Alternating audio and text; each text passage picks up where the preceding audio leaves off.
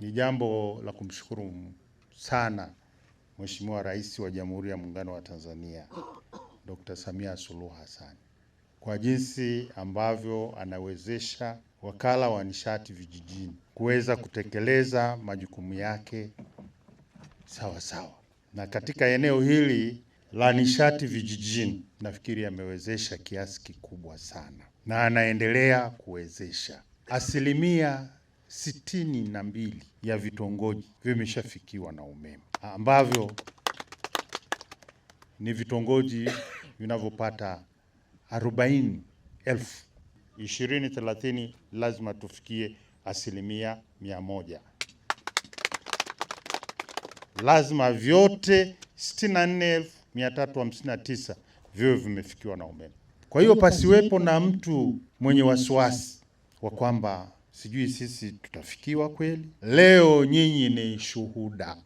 Umeme ambavyo unafika huku, huo ni ufunguo katika maisha yenu ya kila siku. Kwanza katika kuwasha kwa maana ya taa, kumulika, kuleta nuru katika kaya zenu, iwe ni sehemu za imani kwa maana za kuabudia, iwe ni msikiti, iwe ni kanisa, vifikishiwe navyo umeme. Mnaweza mkabadilisha kabisa maisha yenu ya kila siku, mkaongeza mapato yenu kiuchumi kutokana na umeme kuwafikia. Umeme kuwafikia tu, hata maji yatawafikia kwa urahisi. Katika mkoa wa Singida una jumla ya vitongoji 2289 ambazo katika vitongoji hivyo tayari tumeshapeleka umeme katika vitongoji 1198. Kwa hiyo kwa ujumla mpaka sasa hivi vitongoji ambavyo ukichukua mahesabu kutoa vile, ina maana vitongoji vinavyobakia ni 1093.